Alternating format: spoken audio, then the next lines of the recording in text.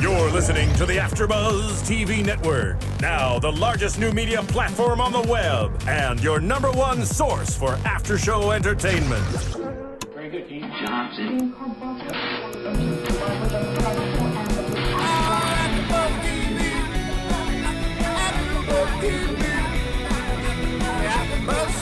the AFTERBUZZ Studios in Los Angeles, California, presented by Maria Menounos and Bing.com, and streaming live thanks to Akamai Technologies, this is AFTERBUZZ TV Scandal After Show.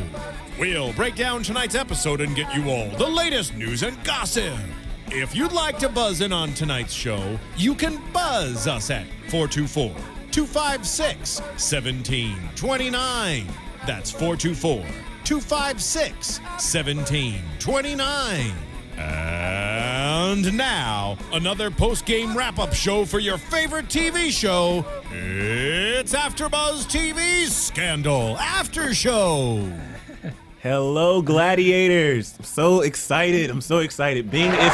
Yeah!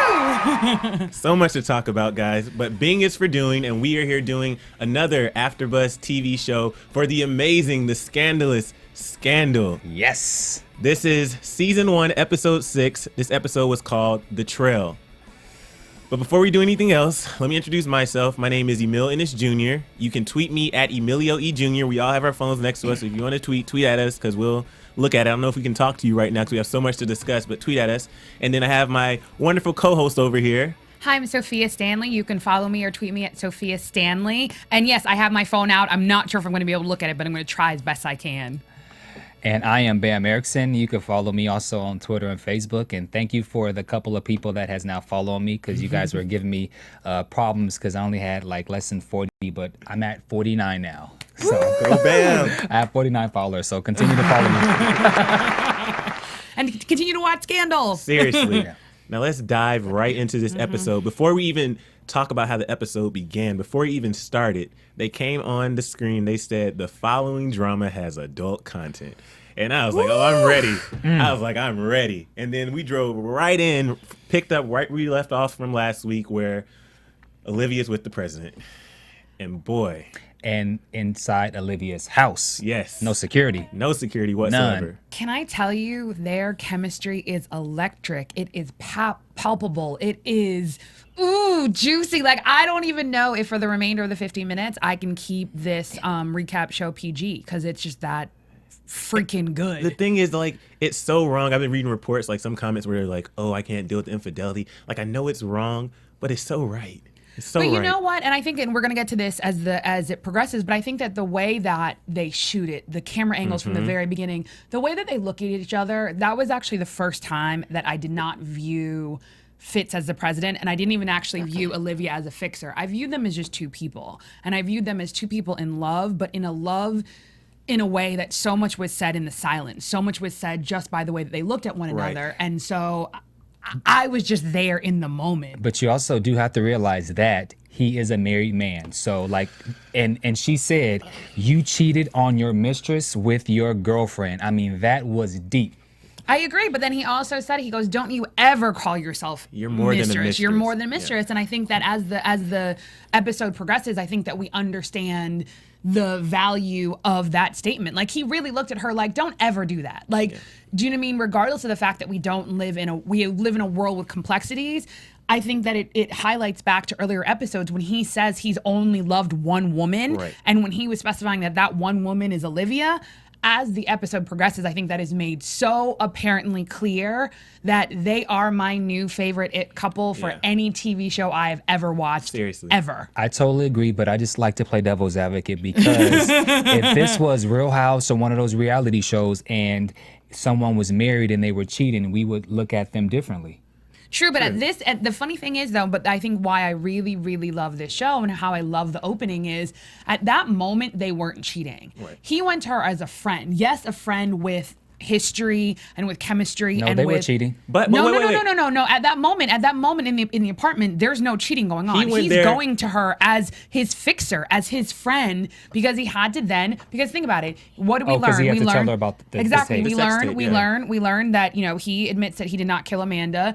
Olivia informs him that she's aware of that. But then the most important thing is that he has to give her the sex tape, the audio of the sex tape, and then as the episode progresses, we find out that sex tape is not Amanda Right. and the president. It is actually, in fact, Olivia Olivia. and the president. But at that moment in time, there's no cheating going on. And Gladiators, like, we're doing something different this week. Normally we pick topics and all this stuff, but this week we're just going to do a scene by scene breakdown because there's so much to discuss and we don't want to miss anything.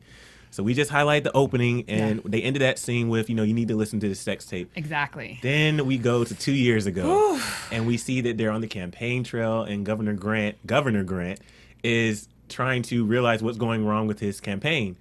And she walks right in and just busts him Can out. we talk about her hair being back finally? Yeah, her whole everything. She had on the nice little tight jeans. You could see her booty. It was real. She looked hot. I agree. I agree. It's like a different person. I was like, Yeah. finally, you don't look so stiff. Like, nice.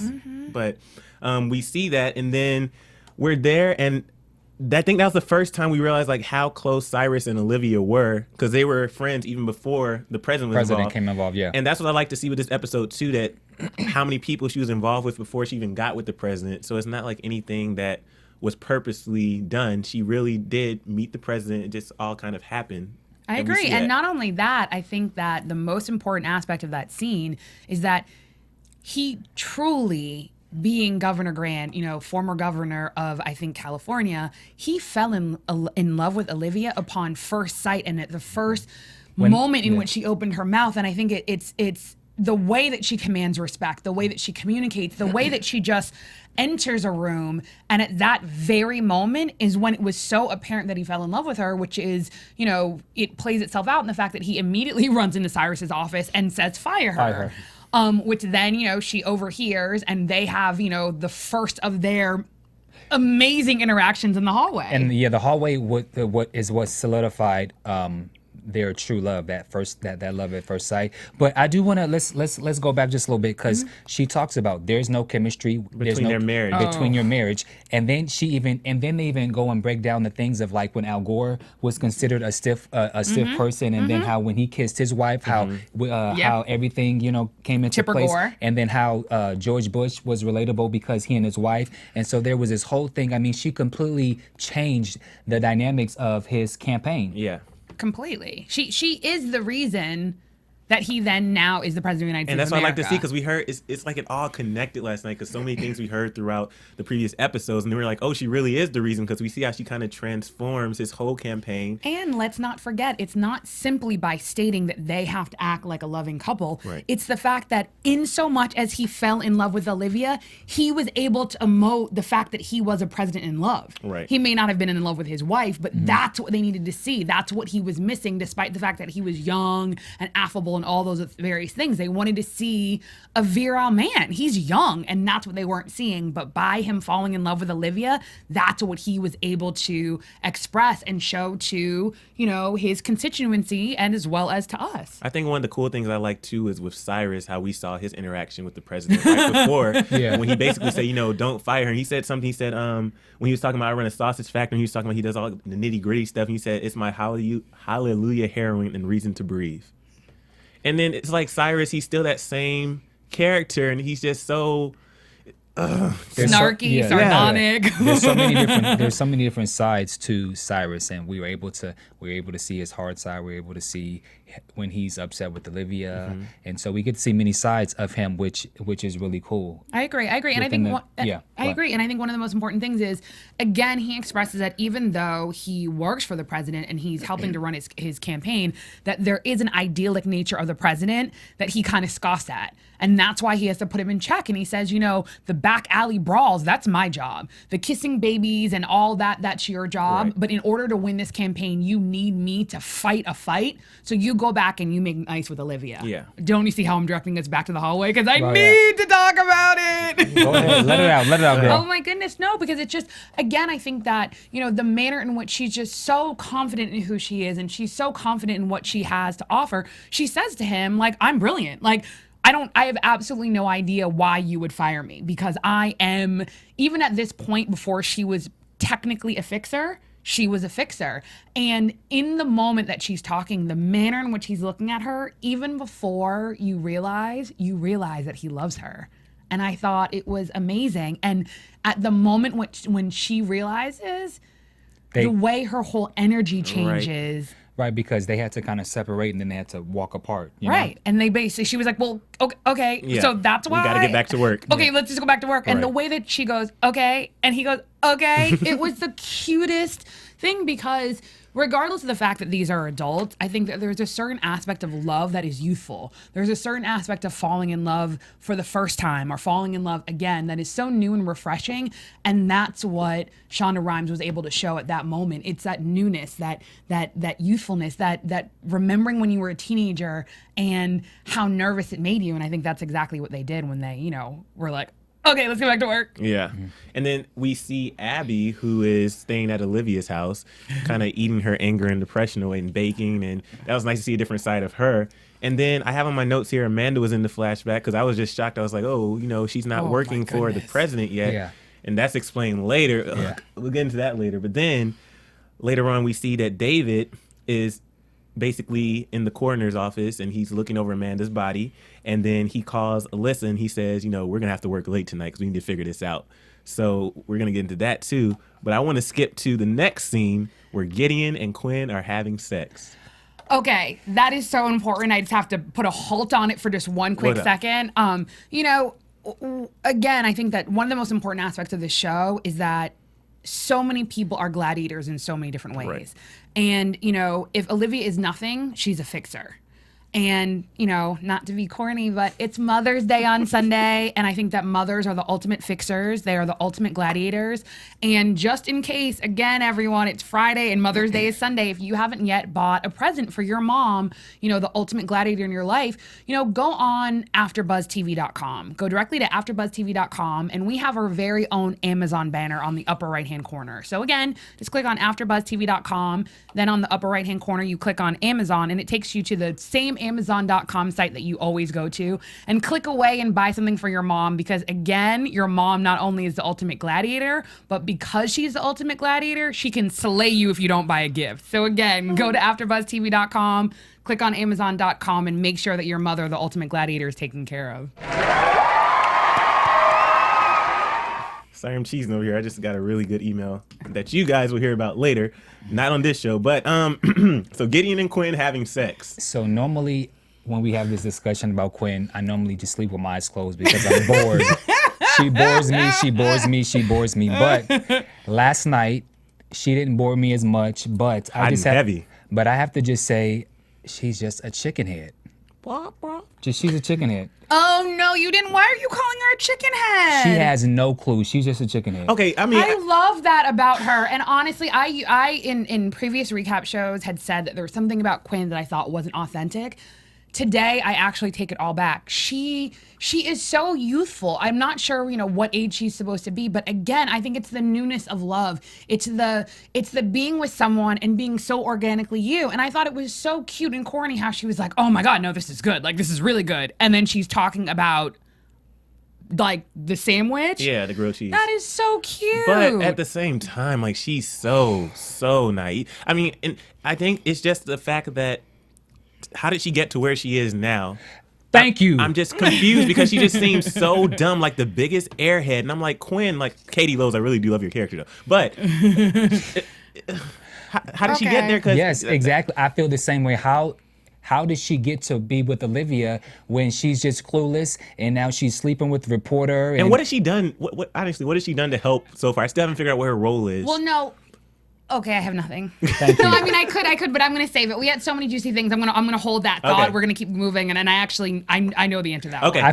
I felt that the reporter's story was more important than Quinn, because of course we're gonna talk about that later, right, about what happened and when he left her in the bed while he was doing his work.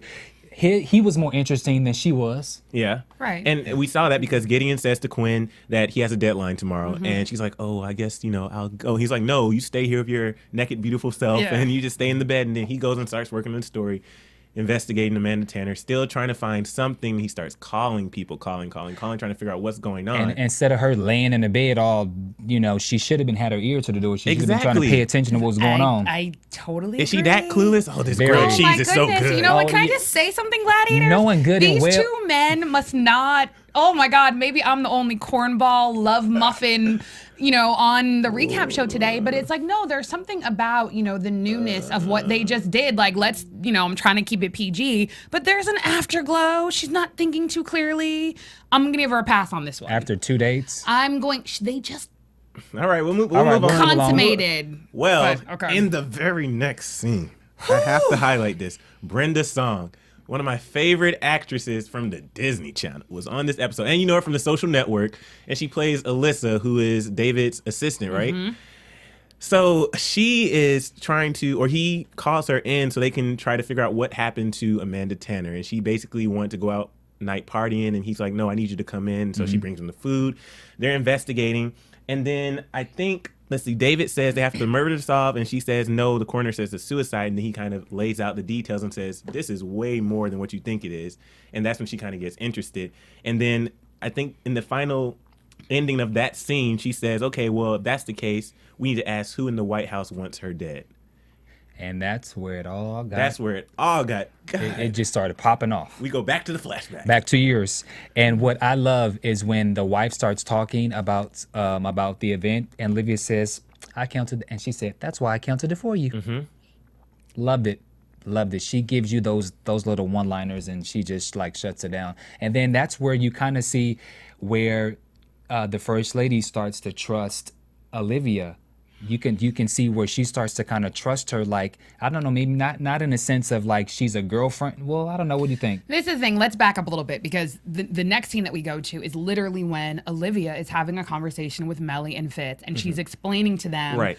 the importance. Right. And I think that not only is she explaining the importance, I think that at that moment, that's also when you see that Melly, in then the conversation with Melly and Fitz, you realize that just as much as he's running for president, she's running for first lady. Right. And that, when all you hear is the audio of them fighting, Yeah. and Cyrus says, oh, that's why they don't speak to one another. Well, even before that, Okay. the editing in this scene was superb because the way I saw it, I felt like I was like a little kid and my parents were fighting, and it's like, oh, God, what's going on? And then when we go outside the door and we get that angle, then we go back, jump back in. It was just great, and it kind of put you right in there where you felt like, oh God, there's so much going on right now. So Completely. And it also makes you wonder if they ever loved each other. Right. Because the way that she says, I had children for you. So it's like, and how they've been fighting for 20 years, and we saw that obviously there's no chemistry, but we still didn't really get to know why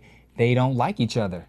And I think that the problem is, and I think we're going to learn this later, is that when Melly says later on that she believes that he's the best person to be the president of the United States of America, I think she wholeheartedly believes that. Yeah. Which is different than he's the best person to be her husband. So she is putting her She's using her words very she's using the right words. Completely, as well as the fact that later on in a scene when they're being interviewed, and she states that she was, number one at Harvard Law School again. She was first in her class at Harvard Law School, and Fitz, he did all right. So at the end of the day, she, I think, is fully aware. And again, we definitely have a theme of strong women, but I think that she's very aware that in order to potentially have some semblance of power, it would be easier for her to do so as the first lady and not possibly as a president, as is played out in this episode so brilliantly. Right. Which is why the vice president, which we'll talk about that. We're gonna get right into that because basically Olivia helps mold them, and she helps mold the president and the first lady, saying, you guys have to act like you like each other. That's the bottom line. And so we see this whole montage of The them. scene with the ice cream. Oh. That was perfect scene. I'm just having a moment. Keep talking, please. It was a perfect scene because she I was like, know. when we were just sitting there anticipating, she was like, do it. Come on, Melly. Come on. And then she's like, ugh. And then the way he kisses her, because I Yeah. think that at the end of the day, he is just a little boy, and he's just so enthused with this process, and I think he really wants to be the president of the United States of America, and it showed a sense of humanity to their relationship, even if it's not even if it's a political marriage and not necessarily a marriage based on love. And I think the cool thing was, even though, Olivia was trying to, or he was putting on this front like they were actually in love, which we know they fallen out of love a long time ago, it looks like. But it was nice to see. If they were even they were even in love. Yeah, but yeah. it was nice to see throughout the episode the infatuation that he has with Olivia. And so even though he has these moments where he's trying to pretend like he's fixing his marriage or that it was never broken, he still has these moments where he's fawning over Olivia. He's like, dear God, if I could only be with her right now. And we'll get into the one line, that one sentence that we're all, oh my God, I won't even get there yet. But I think that also too, there was a moment when she basically was like, oh, it looks like you're really working on your marriage. And he goes, you underestimate how good of a politician I am. That though made me basically be like, oh, wait a minute. Like I got it. And when I watched the episodes as many times as I possibly can, but when I first watched it, I just thought like, oh my goodness, like how cute. He really loves her and he really wants to make it clear, like, you're my girl. Yeah. Like nothing's happened, but you're my girl. I love you. However, then there was a part of me that said, oh, wait, is he just that good at being a politician that he's able to do whatever he needs to do for his potential end goal? Yeah. And my guess or my answer is yes, he's that good. And we'll talk about how good he is a little bit later. Oh God. Adult content. But then we go on. So after we see how, Olivia has basically transformed the campaign, then we go into Sally Langston's office, who is the VP in the future, but in the present, I should say, but in the past, she was still running against him. She's running against him. And she was like, who is running his campaign? This is like a different guy. And I like the line she said when she was talking to Billy. She said, it's not God's plan that I lose New Hampshire. I was like, what? She said that with the full force of her being. Seriously. She's like, I have Jesus on my side. No. No, seriously. So she literally was like, go out and find this heathen who is masquerading as a messiah. Seriously. Because this is some real stuff. I was like, God. But then we move on and Cyrus tells the president that they're not going to win New Hampshire because the story's going to break that Melly's having an affair. And I think that's when we were all like, what? Right. Yeah, I was. Were you expecting that? Because I definitely wasn't. Absolutely was not expecting that at all. No. And this show throws so many twists and turns. And even from the beginning, I didn't even say this at the beginning, but one thing I like about this show is, like I said from the beginning, I was a gladiator, but I wasn't a full-blown gladiator. It was growing on me. Okay. But every single episode gets substantially better than the last. And this episode was just so superb. Last week was great, but this one was like 4 times greater. Seriously. See, go ahead. Go. When they announced the whole thing about the first lady cheating, did you notice her reaction, her face?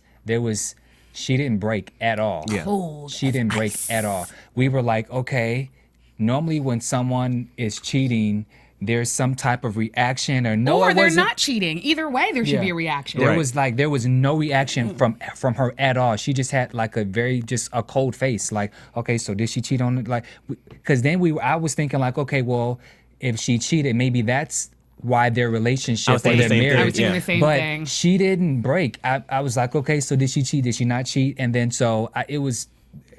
It was great. And I think that it was great then how they progressed the scene, how you obviously saw Huck for the first time. You saw, that Olivia had a relationship with him when he was homeless on the street. And go ahead. Before that, remember, Billy came to visit her in the bar. Oh, yes. We're going to talk about Billy. We're definitely, and I'm like, oh my God, I'm so neurotic today that we're not going to get to everything important. Because Billy, before we meet Huck, which we got to talk about that craziness, but before we meet Huck, Billy met her in the bar and he told Olivia to concede. And she said, I'm not done playing my cards. I have plenty left. And I think that's when we first saw, how bold Billy was, because Billy's like this confident dude and he's still, trying to tell her to concede, but still ask her out on a date Completely. But continue with Huck. Let's have to throw it out there. No, and that was, and I think that's important because I think it shows how from the very beginning Billy thought that he had a leg up on Olivia, and then we come to find out that he hasn't, and that there's maybe an ego attached. Right. It's not simply that his person lost. There's an ego in terms of who's who's lead person in terms of running the campaign Right. won. But then, as the scene progresses, we meet Huck for the first time. We see that, Olivia had a relationship with him or knew him when, he was on the streets. He then, does what Huck does, which he is the ultimate nerd, geekish chic. I love him. And he basically finds out that, the person that Melly's supposed to be having an affair with, not only is he not having an affair with her, but he basically was in like toe erotica movies, so not quite porn, but I'd rather actually be in porn than be in some toe erotica. Not just kidding, mommy, just kidding. But seriously, and so the way that Harrison is in his house again shows that Olivia had a relationship with Harrison. Harrison is obviously under some kind of probation with the bracelet on his ankle. Thank you. And so I think the way that they just shut it down, it's also showing that Olivia is building her team. And I like how Abby did her little investigating when she went to the place. And she was like, "So, what do you guys do here?" We do feature films. What kind of films? Specialty. Like with her cupcakes in her hand, looking like Brie Vandekamp. And my God, good analogy. To gladiators in pajamas. I'm not being mean to Quinn. I was just highlighting that her character is a little naive, but gladiator in pajamas says Quinn's pretending she's not really that naive. Yeah, I saw that. So That's why I was chuckling over here. We are gonna have to give a special shout out a little bit later to Gladiator in pajamas because her astuteness is on a whole nother Seriously, level. we love you. A whole nother level. Love. So anyway, after that, the whole toe sucking thing, he basically, which by the way, Harrison had a pivotal role in that scene because, for a while I've been trying to figure out what is his role. He's just a smooth talker. Completely. Yeah. He's Absolutely. a smooth talker, like to navigate around that. And the way he was like sitting there just watching it, like, oh, toe erotica, like, oh God. And what was his name? Brock the Mouse Stone. Like, what? It was brilliant. It was absolutely brilliant. But after that, Fitz is giving his speech, and Fitz says you can't capture 20 years in the marriage. And then he says to the analyst, he says, "I'm going to say one honest thing. I'm a man in love with an incredible woman." And then he looks at Olivia. And in this episode, which we have to talk about too, silence, even in the midst of silence, it said so much. I think it was in the silence. The I think silence the emotion was the in silence the silence. was great because every time, and we're going to talk about the 1 minute. I literally counted when they would stand, when they would. It was so when powerful. when they would hold each other and just do embrace. It really was a minute on. It was close to a minute on camera, And each one was like the best minute of. And there was nothing but all you could. Yeah. Okay. Go ahead. Yeah. I mean, I'm at a lot. Okay, so after that scene, he said, "I'm a man in love with an incredible woman," and then we get to the elevator scene, and I have in my notes, "Whoa." I have OMG. Oh my, okay, that scene was life. It was truth. It was everything that makes TV. Because in that moment, I was there. Like, I really felt like I was there. I felt like I could feel the energy. I felt like you could feel the electricity, that it was literally and figuratively pulling them together in the most pure, yet erotic, yet amazing way. Yeah.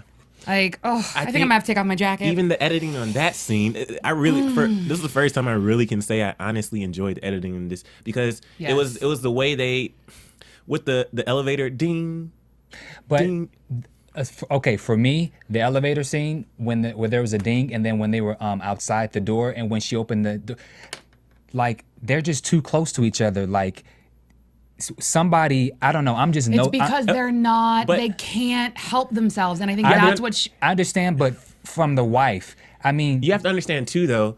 On that night when they got out the elevator, everybody was celebrating. They're like, "Oh, the president's here!" Like nobody's really like, "Oh, what were they doing in there?" If it was like something where they were just getting out of the elevator, and everybody was standing there, they look over there and like, "Oh, y'all are kind of close." But it was more, we're celebrating. Oh, hey Olivia, hey Prez. Like it's not really. And I think it also shows that, and this is the thing is, Olivia, earlier in when Cyrus is explaining to Fitz why Olivia is so important, he actually calls her a political nun. He basically is like, she is married to this campaign. And in previous episodes when Olivia was being investigated, they said that she is as pure as they come. Yeah. For her, it's obvious that this emotion that she has and this love and this energy that she has to Fitz is so electric that she can't control herself. And even though she's not the one moving, it's as if with her looks, with the way that she blinks her eyes, with even the anticipation, she is pulling him towards her. And he knows that even though he's married and even though he's the president, even though he literally cannot stop himself. And I think that the camera angles and the way that they pull up almost from the bottom, it's that you can see that they can't help themselves, and there is a force beyond themselves that is literally pulling themselves together. And when that door opens, I screamed at the TV. I was because they were so close. But then it was even after she like let him out. She was like, oh God, what do I do? And I thought she was gonna collapse. Seriously, I thought it was I thought it was romantic, sexy, whatever. When the whole hand thing, I don't know. Have you guys all had that moment where, it was like when you touch her, or for you his, when you touch the hand, or there's like you get chills? Yeah, I could feel the chills through the TV. Having a moment, keep talking. When the elevator door opened and then she like stands there, and for me, why didn't she get out the elevator? Why didn't she go with them? It's because she couldn't contain herself. She needed that moment. She needed that moment. The elevator door closes. She literally has to go to the wall. I'm like, oh God, like I can't even contain myself. And then it's like ding, and we go to commercial break. Oh, like it's perfect. It was brilliant. Literally, there are at least, that is one of the scenes, but that is one of the best 3 minutes of TV that I've seen in so long. And again, I think that the reason that it's so amazing is because there's no talking, and everything is expressed in their body language. I mean, I'm still. I know, Gladiators. We can't even. Oh my God! It's so much. It's so much that even in our silence, I think that we have so much to say. That this show is just, like I said, it's the truth, the whole truth, and nothing but the truth. Nothing but the truth.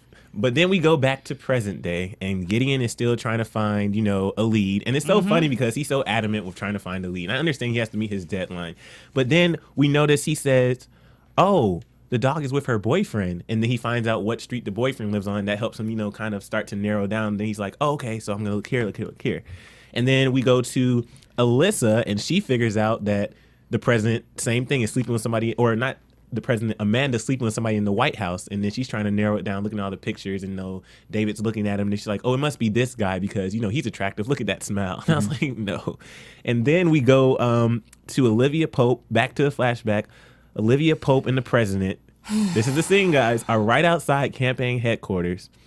Or first they're inside, and then the president drags her. He drags her outside into the hallway. We've got to go before that. What's up? Did you notice, though, because remember earlier on in the episode, he basically asked, who are you voting for? Oh, she tells him that she's apolitical and that he has to earn her vote. Earn her vote, yeah. But in that scene that Emile is talking about, notice what t-shirt she's wearing. She's wearing a campaign t-shirt. She is. It's like when a girl, when you're that into your man and you just want to wear his clothes to be close to him, even though technically nothing had happened, to me as a girl, that's what she was doing. She was trying to get closer to him, even though it's just some stock t-shirt that probably everyone else has. It was so funny too, though, because she was so confident when she walked in the room, announcing things, and then she gets down. The president comes over. He's trying to talk to her, and she's trying to act like, hello, Governor Grant. And he's like, wait a minute. Wait. Speaking of that, we didn't talk about how he wanted her not to address him as government, but by his name. No, we haven't got to that yet. We haven't got to that yet. Okay, almost there. That's on the bus. Oh my God, that's on the bus. That scene. Okay, so. So they get dragged. He drags her out into the hallway, and they're talking. He's like, I can't do this. I'm married. She's like, I know. I'm running to be president. I know. And then he's like, we just need 1 minute. Just 1 minute. And they waited until, what was it? Was it the cleaning crew that was over there, or janitor or something that was walking by? They waited until we walked by, and then 1 minute, seriously, that intense moment where they're just staring into each other's eyes, just longingly, just wanting each other, but they couldn't do anything. And it was like I could feel we were all just sitting there. I'm sure you had TV No, and again, and I think Did you cry? No, you don't even understand. I have tissues right underneath this desk right here because I'm afraid that I'm going to cry in this moment. But it's not simply that he's asking her for 1 minute. It's that in addressing him the way that she did, he felt overwhelmed that he had to pull her outside. And even though he had to express that he's the president, even though he had to express that he's married and he can't, and she said, I know, I don't want you to. But he said, can we just stay in here for 1 minute? And I'm going to be Fitz and you're going to be Olivia. I'm not going to be the candidate. That was romantic. Oh my God. I mean, to the point where, and again, it's not only are these actors, amazing. Dear God. Ridiculous. It's also the way that the scene is shot, because again, it's that they're pulled together by some force of nature that you can't deny. Yeah. You can't deny it. And again, it's almost as if sorry, cornball. It's like their bodies formed a heart. Like the space that was between them, if you look at the episode again, it forms a heart. And just at that moment when you need them to connect, who walks in? Melly. And that scene. Okay, so when she walks in, she breaks it up, and then she's like, "Oh, Olivia, I don't know what they're trying to dress me in, blah blah, whatever she says."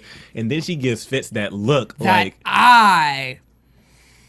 mean, but again, it shows that she's known from the very beginning. I was gonna say, so we obviously agree that look that she gave, she basically I know what you're doing. Also true, but every woman, not every woman, but I think that the funniest thing about relationships, and I think this is also in earlier episodes, I think that's also why Cyrus was so upset that he was so unaware that there was a relationship going on.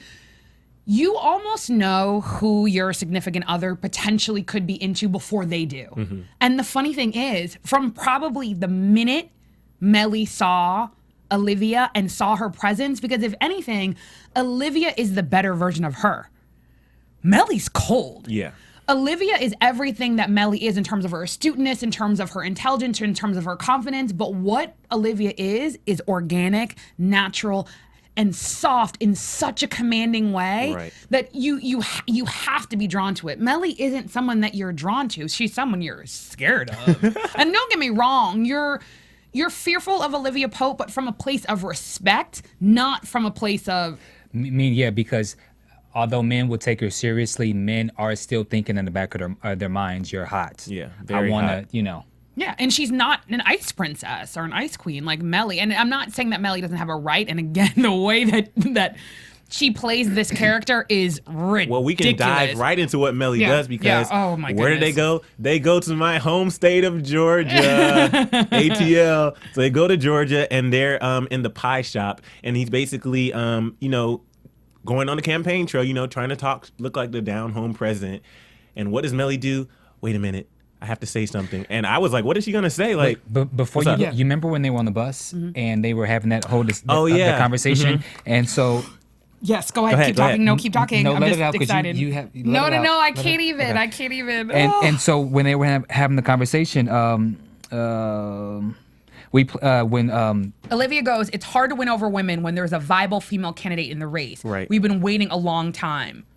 And then they basically talk about how, the candidate who now is the VP, basically she's found God and used to be possibly a cokehead, but once you found God, all is forgiven. And we play the rest of the game above the board, win or lose. Exactly, but then you see Melly's but face. You see Melly, and she did a little head cock. Exactly, and not only that, you can see her brain working as she is buffing her nails. Like that is some cold shit.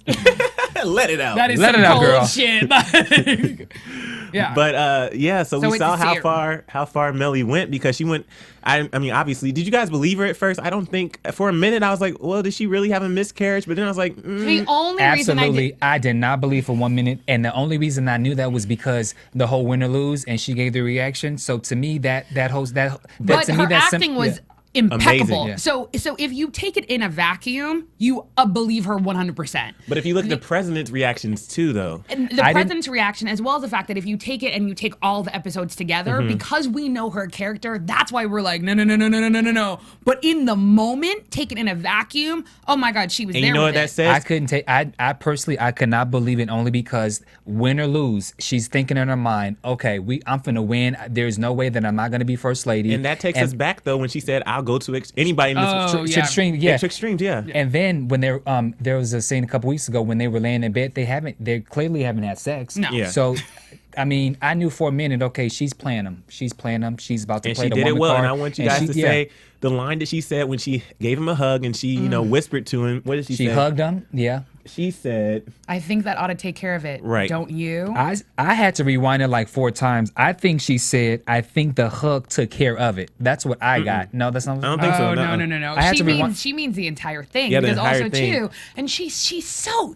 Oh my God! I if someone tweet me because I need a word for her. She's my new favorite TV villain. But really, what she was able to do, if you really think about it from the political standpoint, is they had specifically said it would be hard for them to win over female voters, and in that moment, she won over female voters because she basically expressed how devastating their loss was, where the coldness came from, but also more importantly that her husband, this handsome man, was willing to give up the presidency of the United States of America in order so that they could take care of one another. Yeah. It was brilliant.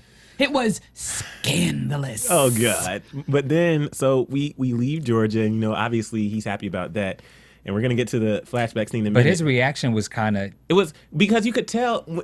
Obviously, we know the backstory, or we're learning the backstory, I should say. But you could look at his reaction, and he was like, what are you talking about? Like, I think maybe because he was shocked that she would go that far. She would go that far, and the fact it wasn't true. Yeah. So. And I think just how convincing she was. Like, I think even in that moment, and I think that leads perfectly up to the next scene because, I think he is very aware of, on some levels, how conflicted he is because on one level, she is the perfect first lady. Like, she is willing to do whatever she needs to do for him to be the president of the United States of America, right. which may or may not make her a good soulmate and or a great wife. They did a quick cut, and they were like, Gideon was still trying to get the lead, and then Alyssa, who is David's assistant, she made another discovery. She was like, whoever knocked her up is also the one that killed Amanda Tanner. So we found that out. Then we go back to the flashback for another great scene. Olivia is trying to console the president about the miscarriage, and he basically tells her, that was fake. And then, oh God, what song did I hear on the radio right before I came here? Say My Name. I haven't heard that song in forever, and I thought it was ironic that song came on. Which Say My Name? Say my name, say my name. I just wanted to hear you sing because you're a singer. Sorry. He's a singer, so y'all need to hear him sing. You tricked me. Yes, I did. Oh, that was slick. Scandal. But they were sitting there, and he says to Olivia, say my name. Well, I think even before that, and you guys have watched us on this recap show a couple of times, and I never read, but again, this episode took it to a whole new level. So I'm gonna paraphrase, but I need to read this. Yes. Basically, she asks, "Is Melly good?" And he goes, "I have grief for the loss of her child," right? And so then this is the most important thing is that he basically says like, she's a great catch, and then. Hold on, where is it? I lost it. He goes, "Nothing keeps that woman down, not even a fake miscarriage. She's a real catch. I'm sitting here complaining about my wife, the oldest trick in the book." And then he pauses. Again, pauses are so important in this episode. "How did I get here? Why didn't I meet you sooner? What kind of coward was I to marry her and not wait for you to show up?" Then what can she say? She has to gain some semblance of composure. And that's when she says Governor Grant. His reaction was so flip and so perfect. He goes, "Oh, for God's sake, Yeah. We're so beyond this Governor Grant crap." I'm a fan. That's when he says, "Just say my name."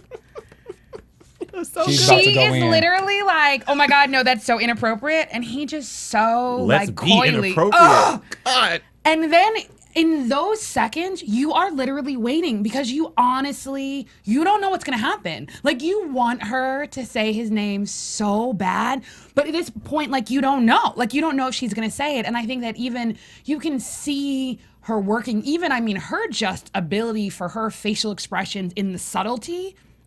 And it's almost like she whispers it to him, to herself, to her heart. And then she just says, "Fitz." Say it again, girl. I don't think I can. Like, this is water in here. But then after that, they embrace with their hands. And it was another powerful scene when they focus on the hands. It was like, oh, so we're going to take it there now. Like, But again, and I think the reason. Go ahead. It was so subtle. It was not dramatic. It wasn't the kissing, and it was just all you needed was just that nice subtlety. That was just Because it was pure. Yeah. And at the end of the day, I think that one of the reasons I absolutely love this show, one of the reasons I love the episodes and how they're encapsulated in that moment, like, you go to so many places. In that moment, I was there with them. In that moment, I was there in my own head with loves lost, loves that haven't been, loves that I want. Like, it was so powerful that, like, I was so overwhelmed with emotion that I had to like look around and I was like, "Oh my God, what's happening to me?" But it was that the emotion was so pure and so raw and so honest that like tears were gushing Seriously. down my face. Gushing. Guys, the next scene, though, is the scene, which caused the adult content. But before we even do that, I want to talk about iTunes and YouTube. Guys, I'm overwhelmed because you are truly gladiators because we tell you to go to iTunes and rate and comment and subscribe.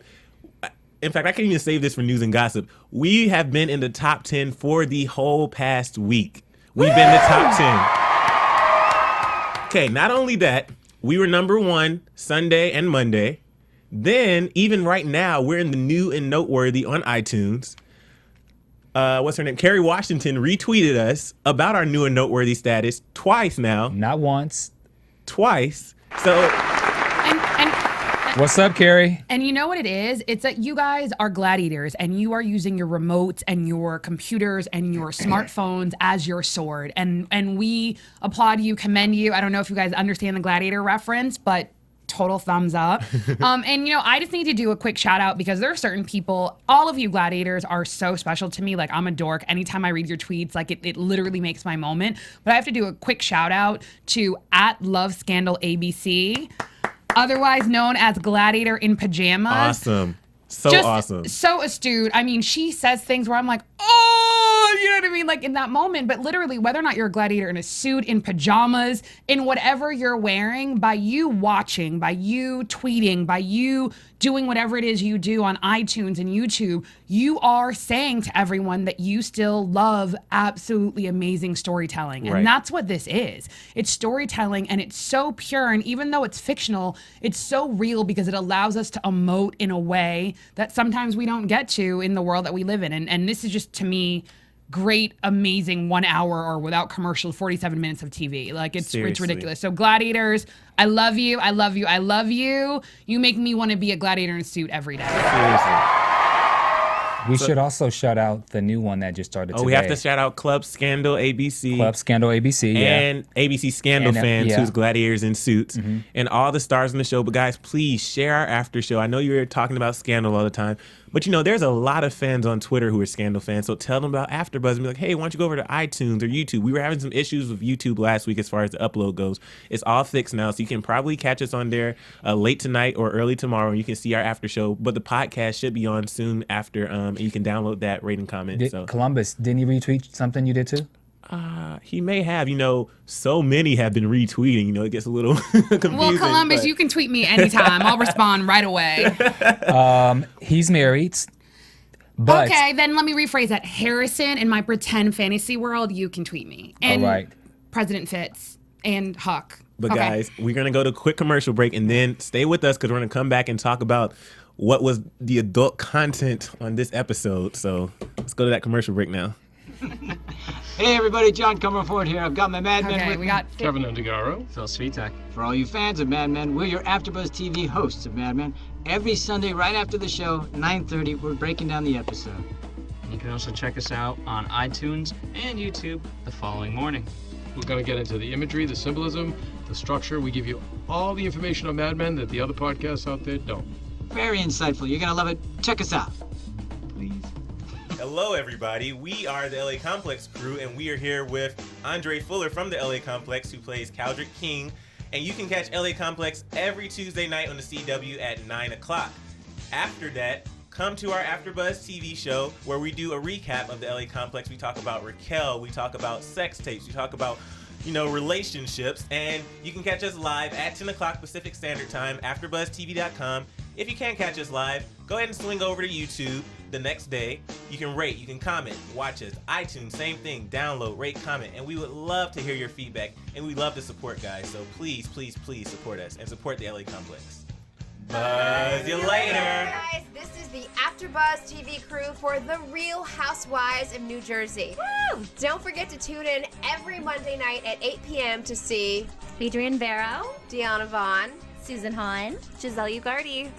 Buzz you later! AfterBuzz TV. What do you want to buzz about? All right, guys, we are back. We were just having a quick discussion, trying to figure out how we were going to discuss this next hot scene that was too hot for TV, literally, and I'll talk about that. So we see Olivia, the president, and Cyrus at the hotel where they're staying, And Cyrus is like, okay, I'm going to bed. What's the schedule for tomorrow? Olivia tells him the schedule. Have a prayer meeting. We have a pancake breakfast. All normal.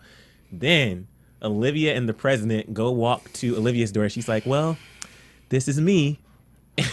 And oh God. Okay. Again, I'm not trying to kill the moment, but Governor, why was there no security walking them in the hallway? Where was the security? I mean, you don't just let the governor walk into the hotel by himself. But you have to think too. Maybe it was by the elevator, securing the floor itself. Okay. I agree. Because they were all staying on the same floor. I agree with Emile. They had already secured the floor. And at the end of the day, clearly they didn't secure the floor because the video. Okay. You mean the audio? Yeah, you're totally right. He's My right. bad. Well, you're totally right. They could have. Yeah, you're right. I'm just You're nitpicking, right. but it was still romantic. I like it, but there should have been security walking the governor to his. But if there was security, then it wouldn't have happened. So okay, I'm gonna shut up. So the president tells Olivia to go in her room, and she stands there and she's thinking. She's still thinking. And then she makes a decision. No, I'm pretty sure I want some of Fitz right now. And she continues to walk down the hall towards his room. And this is another scene. She didn't even put her bag. She didn't put her bag down in her room. She carried it right with her. Can we talk about the editing in this scene? Because it went from them walking down the hall to them taking off the clothes, to them walking down the hall, then the door closing. Then when they closed the door, the lamp fell at the same time. It was like that. So there was moments where they were being passionate, and then they were on the. It was perfect. Yeah, and absolutely. It's also that they shot it out of sequence, which to me made it so. And one of the things I don't think I can do this one. I have to mention because it was even though we didn't see any intercourse, any type of nothing. But you got the point. We got the point, and we got more than we got the way point. more than the point. But I read an interview with Shonda Rhimes in the Hollywood Reporter, and she was saying that because of the broadcast standards, they kind of had to tame that scene down and cut some shots out and really, really edit that in a way where it wasn't too hot for TV. I've seen far worse. I thought it was beautifully done. You know what it is? I don't know what we didn't see, but that scene was so brilliant. Like it was like an orchestra. Like it was so brilliantly crafted that what we were able to experience, like you had every essence of emotion when two people love each other. Yeah. Like you had, the curse word that I'm not going to say on the internet. They were doing that. They were making love. They were, enjoying each other's presence. They were enjoying each other's space. They were breathing each other's air. Like they were doing the full, like when you look up intimacy or sex or the word I'm not going to say, all of those emotions were in those scenes. Well, then the end of the scene, we see the panty dropping. We were like, oh, they're getting to it. But then what did we see under the bed? We see a recording device. Which you immediately go, oh my God! It all makes sense. And then it all made sense. So then when she didn't want to hear the audio, of course, she's thinking, why do I want to hear audio of you and some other dude? But right. no, it was her. You. And so I was like, who's that dude in the van that's listening? And he calls somebody. He's like, oh, I think I found some. That editing, I was so blown away by the editing episode because then it all connected. The music and everything was like moving the story along. And we have this scene where Amanda Tanner gets this USB drive. And they're like, we need you to deliver this to your boss.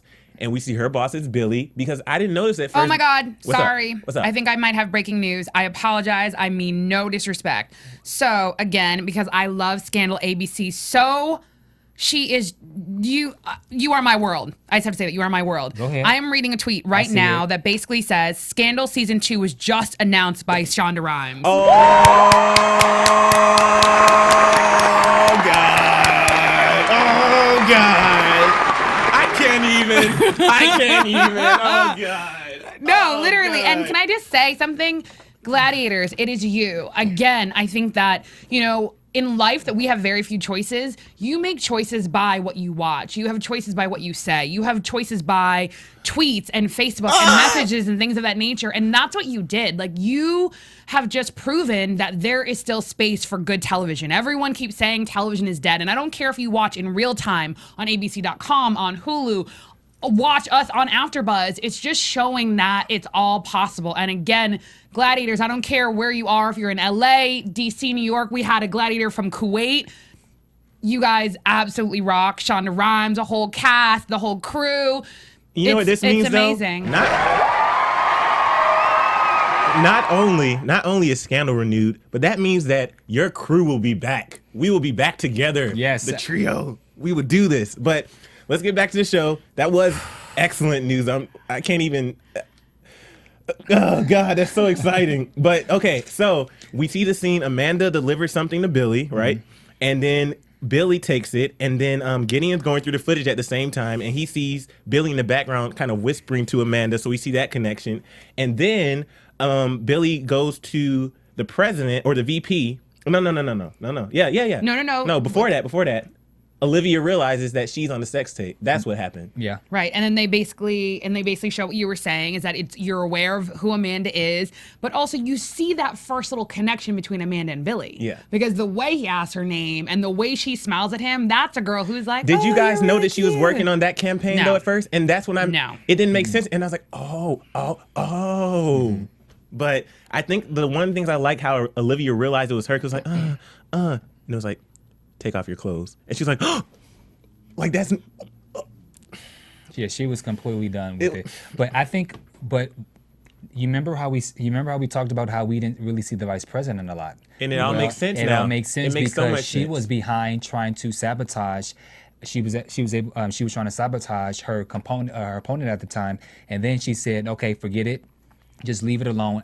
Forget that. That biblical reference, I can't quote it because It was Matthew something. lightning might strike me. She was but like, that forget was it. She was brilliant. like, she was brilliant, like, forget it. brilliant, I'm about to be brilliant. vice president, and she took it that way. She said the weeds and the plants will grow together. And you know what? And that makes sense because you remember when the president and vice president had that conversation about if you want to be, every vice president always wants to be president. So if you want to be the president, you need the president to support you. So basically, you better get it together, Right. or you're not going to become president. So And you know what I thought about too? Which shows that was always her intent. Yeah. Right. And then that makes sense because that explains like Billy sees the power that the president has over her, and he's like, no, this is not going to happen. Like I completely and agree. Then and over everyone. Right. It's not just that. He basically says that he's a philandering faux conservative. So I think that it shows that from the very beginning, he had absolutely no respect for Fitz the governor or Fitz the president. So he was actually upset that even his own potential presidential candidate was so, taken by Fitz's charm. Yeah.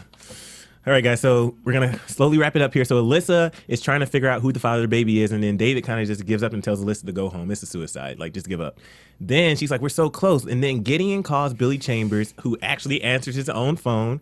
And Billy comes over and, he asks him about his relationship with Amanda Tanner, and Billy's like, you're a bumbling idiot. Like you guys are all, and that was the first time I really appreciated his characters or the actual actors acting, because that scene where he was basically going off on Gideon saying how stupid he was and they're all morons because they can't figure out the story that he has outlined and laid out for them. Like, this is the story you should be reporting. How can you not see it? The president slept with Amanda. I sent you everything you needed, and you still can't even figure out. This is the only thing is, I love and hate this scene, and I'm going to tell you why I hate this scene. Why does everyone do that? So you let him in your apartment. You basically tell him that he has been basically, orchestrating a conspiracy against the president of the United States of America. You then say that he potentially got this girl pregnant, and then therefore you're basically saying that he's a murderer. And then you turn your back, dummy. Why did you turn your back? That was so stupid. And why would you invite him into your house? Like, if you have this story, even though you don't necessarily know for a fact you have all the evidence, I know you have to get your facts straight before you report, you're supposed to, but you don't go to the direct person you're talking about, you're trying to take down. And I think, but the funny thing is, and I think that scene actually shows that Gideon is naive. Yeah. And Absolutely. And that's why that other chicken head, that's why they get along so well. No. But remember, now that you bring up Quinn. Yes. Remember, Quinn went out to get bagels, so Quinn still has to come back. And so she's going to find him dead. And I with think scissors. And I could be misquoting. So if I'm quoting the wrong follower, then I apologize. But again, and the reason I keep shouting out at Love Scandal ABC, she basically was like, "Oh no, Billy has to kidnap Quinn." Yeah. Like there's absolutely no doubt about it. Like that's probably the next thing that's gonna happen because he has to. Something has to go down, and I know that we're not really doing predictions, or something in her background. And someone else said this, that potentially the reason that we don't know Quinn's background is that she could have been in witness protection. She potentially could have killed someone in her past. You made absolute sense because there is no background, and So Okay. that's somehow going to play itself out. But we literally, because we're wrapping up time, we need to go back to the last scene Oh, with the God. president Oh, God. and Olivia. So we have to. 1 minute. It was just so. Yeah, we're gonna wrap this up in 1 minute, literally, because it was so powerful. And this is the part, I'm gonna admit it. I'm not afraid. I teared up because this was an emotional scene because the passion, the chemistry that these two have. It's like I actually believe that even off camera, those two are hot. I agree. I've seen some interviews with them. Like they have amazing chemistry, and when they sound the stuff, he's like, all I need is 1 minute. Like, let's go back. Remember that when we did that And 1 minute. that's really what it is. I think because at the end of the day, you know, I think It was that a great way to sum up. And I think that also too, I think that for them, that's I love you. Like in that 1 minute, they're basically saying all that they need to say. It's I love you. It's let's just exist in this vacuum where theoretically nothing is going on, but everything is going on. And it's literally not only did I cry, like I was sobbing because you felt the sadness. Yeah. You felt the loss. You felt how conflicted they were, but how pure their love for one another was. Even just the way that she leans into him. And then she like literally is snuggling into him in the moment that like that's possibly all they have is that 1 minute. You know, I took it as for me it was like them just saying 1 minute. And this was her goodbye. This was their goodbye. That And that's what I was afraid of, and I agree. And I agree. Trust me, I don't even want to talk about that. She called him Mr. President. So for me, it's not over. It's not over. It's not over. No. I feel that's her way of saying we can't do this anymore. Goodbye, President. But that's why. But that's why I think that the scene was so emotional because I felt that too. Like, and I felt that their 1 minute is I love you, and it was saying everything that they have not been able to say, that everything that they have not been able to experience. I think that at the end of the day, for lack of a better word, I think they were mourning a relationship that was meant to be. When he had earlier said, like, why didn't I wait for you? Why didn't I meet you first? That's what they were experiencing. So hold on. So speaking of a minute, so first of all, we want to give a shout out to all the people who follow us on Twitter, ABC Love Scandal Club Scandal. We are trying to get Columbus Short on for the finale next week. So if you guys can all have a mission, our mission is for everyone to go out and to tweet as many times as you can, asking Columbus Short to appear on our last episode for this season. For this season, because for season Scandal's 1. renewed. Yes. I'm issuing you a challenge, Mr. Dance Machine. I'm willing to have a dance off right here at AfterBuzz. So if you're not scared, come right here. Yes, we all challenge Columbus. Please come to AfterBuzz for our finale episode and everyone, last Friday. So you guys please tweet it. Carrie, Tony, Bellamy, all of you, we love you. Guillermo, everyone, we love you, we love you, we love you, we love you. Gladiators! Well, first, before we go, wait. Okay, tell us where we can follow you. Oh, Sofia Stanley, all one word. Sofia, Sofia Stanley. Bamm Ericsen. And at Emile E Jr. Make sure you download, rate, comment, guys. We love you guys. We love you, Gladiators. Keep the conversation going. And we got the conversation. We wanted to give the shout outs, but sorry, we didn't have no time. But we love you guys. From Bing.com, executive producers Maria Menounos, Kevin Undergaro, Phil Svitek, and the entire AfterBuzz TV staff, we would like to thank you for listening to the AfterBuzz TV network. To watch or listen to other after shows and post comments or questions, be sure to visit AfterBuzzTV.com. I'm Sir Richard Wentworth, and this has been a presentation of AfterBuzz TV. Buzz you later. Season 2. Expressed herein are those of the hosts only and do not necessarily reflect the views of AfterBuzz TV or its owners or principals.